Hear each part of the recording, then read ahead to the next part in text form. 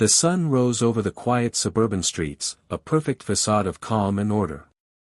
From the outside, the neighborhood seemed like a dream, well-manicured lawns, pristine sidewalks, and rows of nearly identical houses that whispered promises of comfort and community.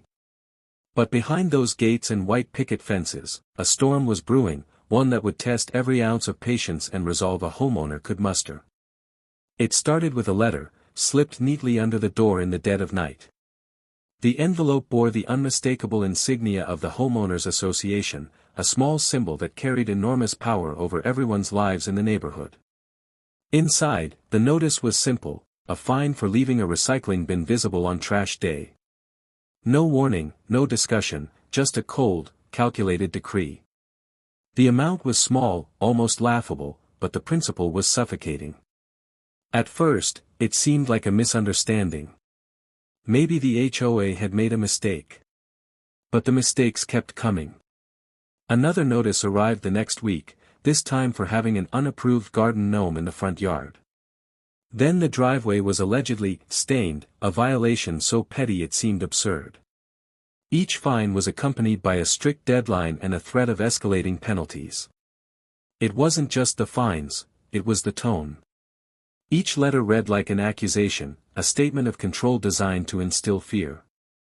Homeowners were not considered neighbors, they were subjects under the rigid thumb of the HOA board, and I quickly realized I was now trapped in a bureaucratic nightmare. Days turned into weeks, and the fines multiplied. Every attempt to appeal or reason with the board was met with silence or condescending replies. They wielded their power with surgical precision, picking apart the minutiae of life in my own home. The mailbox, the lawn, the choice of curtains, they monitored everything, as if the neighborhood belonged to them rather than the people who lived there. Neighbors whispered in hushed tones about their own struggles. One couple had been fined for installing solar panels, another had been penalized for painting their house a slightly different shade than the board deemed acceptable. The community that once promised security and friendship now thrived on tension and fear, with the HOA serving as an unchallenged ruler. I began documenting every interaction, every fine, every petty accusation. Receipts, photos, timestamps, each one a piece of evidence in a growing mountain of injustice. The unfairness gnawed at me, not just as a homeowner, but as someone who had invested years of hard work into a place they loved, only to be harassed by faceless bureaucrats who seemed to enjoy wielding control over the lives of others. One afternoon, I discovered that the HOA board meetings were private, held behind locked doors with agendas that were carefully curated to exclude dissenting voices. The more I observed, the more I realized the pattern: these were not people acting in the community's best interest. They were acting in their own, using fines and rules as tools of intimidation, thriving on the compliance of everyone else. Frustration turned into determination. I knew that fighting them one fine at a time was a losing battle, the system was stacked in their favor. But every rule, every fine, every silent dismissal of my appeals fueled an idea, a plan that slowly began to take shape. If the HOA was a fortress of petty tyranny, perhaps it could be turned into a battlefield of its own making. Late nights were spent researching laws, HOA regulations, and property records. I mapped out the financial structure of the board, tracing accounts, budgets, and ownership details. I discovered that the very organization that claimed to protect homeowners had significant assets, and in theory, anyone with enough resources and cunning could acquire control. A sense of clarity emerged. I didn't just want to fight the fines, I wanted to rewrite the rules. I wanted to reclaim the neighborhood, not through petty defiance, but through absolute authority. I wanted to turn the tables so thoroughly that the board, which had tormented me and countless others, would have no choice but to answer to me. And so, the quiet calm of the neighborhood hid a secret: beneath the orderly lawns and neatly trimmed hedges, a storm was gathering. A storm fueled by weeks of unfair treatment, sleepless nights, and a burning desire to take back what was mine. What started as frustration and fear had now evolved into a meticulously calculated plan, one that would take patience, strategy, and no small amount of audacity. By the time I closed my laptop that night, the pieces of the puzzle were almost aligned. Every fine, every petty rule, every overbearing board member had become part of a map that led directly to the heart of the HOA. The next steps would require precision, courage, and the audacity to act where others had merely grumbled. The battle had only just begun. The HOA thought it had control over me, but it was about to learn that control can be seized, rules can be rewritten, and tyrants can be dethroned. The first chapter of this war was over, but the real game, the one where power would shift and revenge would be exacted, was about to begin. The weeks that followed became a silent preparation phase, a period of intense focus and unwavering resolve. While the HOA continued its relentless campaign of fines and intimidation, a very different battle was being waged behind closed doors, one that the board never anticipated. Every petty infraction they issued only strengthened the determination driving the plan forward. The more deeply I studied the HOA's structure, the clearer the path became. Beneath the arrogance and authoritarian facade, the organization was fragile, held together by outdated bylaws, internal disagreements, and a financial model that was far more vulnerable than the board understood. All it needed was pressure in the right places, applied with the precision of a surgeon and the patience of a strategist. I began by identifying homeowners who were fed up with the constant surveillance and absurd regulations. The neighborhood had endured years of the board's tyranny, and many residents were living in quiet misery, afraid to speak up but eager for change. Through discreet conversations and careful observation, I identified the most frustrated, the ones who felt trapped but lacked a way out. Quietly, I acquired proxy voting rights from as many of them as possible. Each homeowner, eager for relief, willingly handed over their vote in exchange for the possibility of a more balanced, fair community. These agreements were legally binding, meticulously documented, and strategically timed to take effect right before the HOA's annual election, an election the board had always taken for granted. The dollar. With calculated steps, I began purchasing them, one by one. Each acquisition increased my voting power within the HOA, but more importantly, it increased my influence over the organization's internal financial structure. The board never noticed. They were too fixated on policing lawns and mailboxes to see the shifting power under their feet. As I quietly gained control, the HOA continued its barrage of fines against me, escalating their efforts in an attempt to break my resolve. They issued threats, warnings, and exaggerated claims of violations that stretched the limits of credibility. But where they expected compliance, fear, or retreat, they instead encountered silence. And in that silence, I planned my final move. By the time the annual meeting approached, the balance had shifted completely. The neighborhood was unaware of the storm brewing behind the scenes, but the numbers were undeniable. Through proxy votes and property acquisitions, I had secured a majority stake in the HOA's decision-making process. The moment the meeting began, the outcome was already determined. The board, seated at the front of the room, carried their usual air of superiority. They opened the proceedings with the same condescending routine, completely ignorant of the power shift that was about to unfold. Their expressions shifted from boredom to shock as the proxy forms were presented, the votes tallied, and the results revealed.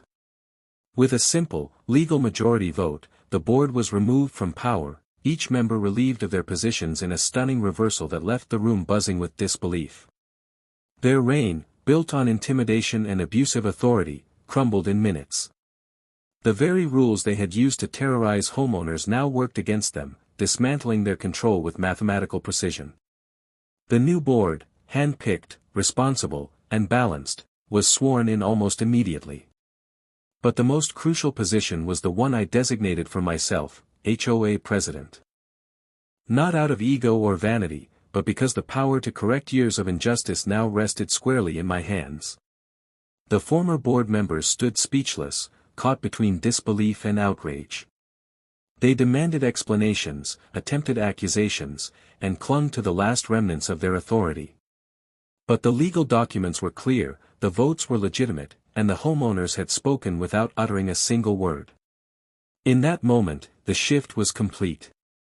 The HOA, once a symbol of oppression and mismanagement, now belonged to someone who understood its flaws, its potential, and its weaknesses. Someone who had prepared meticulously, waited patiently, and acted decisively. But the story didn't end with their removal. A deeper twist awaited, one that would transform the entire neighborhood and ensure that the former board would feel the weight of their actions in a way they never expected. Because taking control was only the beginning. The true revenge, the kind that reshapes an entire community and exposes the cracks in its foundation, was still to come. And it would strike at the heart of what the former board valued most, their homes. The air in the neighborhood shifted almost immediately. Where tension and fear had once ruled, now there was cautious excitement, and a subtle undercurrent of reckoning.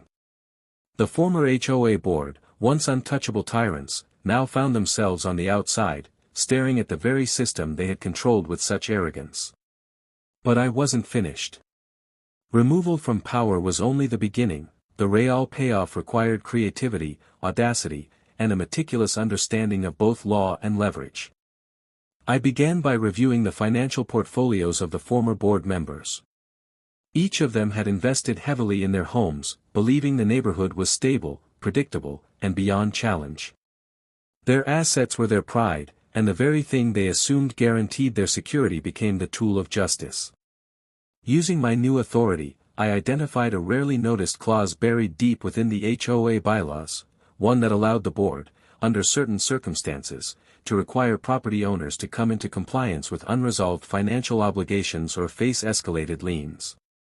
It was obscure, technical, and overlooked, but now it was perfectly in my hands. First, I focused on subtle disruption. Notices were issued, legally correct but strategically designed, to expose every technical violation they themselves had ignored. Unpaid minor dues, small code infractions, overlooked landscaping requirements, all resurfaced under my watch. The former board members suddenly found themselves receiving the same relentless scrutiny and fines they had once imposed on everyone else. Panic replaced arrogance, confusion replaced certainty. Their carefully curated sense of invincibility was unraveling fast. Next came the most audacious step. I offered to buy back their homes. Not at arbitrary prices, but at a fraction of their value, citing minor technical violations, liens, and the exact regulations they had once wielded with impunity. It was a brilliant reversal, turning the very system they created against them. Faced with the prospect of legal battles, mounting fines, and the inevitability of compliance, they were left with no choice but to sell. One by one, the properties of the former board members returned to my ownership, each transaction executed with legal precision and undeniable authority. The transformation of the neighborhood was immediate and dramatic. Where fear once reigned, order and fairness now prevailed. Homeowners watched with wide-eyed astonishment as the neighborhood's chaos was corrected. Fences were repaired, landscaping guidelines were rationalized, and rules that had once punished harmless homeowners were rewritten to be sensible and enforceable. The HOA had become a model of fairness, efficiency, and respect, but more importantly, it had become a symbol of accountability. The former board, now stripped of influence and property, were forced to live under the rules they once dictated. They experienced firsthand the weight of bureaucracy, the sting of fines, and the frustration of regulations that could be merciless if wielded correctly. What had once been a game they controlled became a mirror reflecting their own misdeeds. Every house they had once ruled over was now under the governance of someone who had endured, and outsmarted, their oppressive tactics. But beyond the retribution, there was a lesson for the neighborhood. Power is not eternal, and authority wielded without accountability is fragile. Even the most entrenched tyrants can be undone with patience, strategy, and knowledge.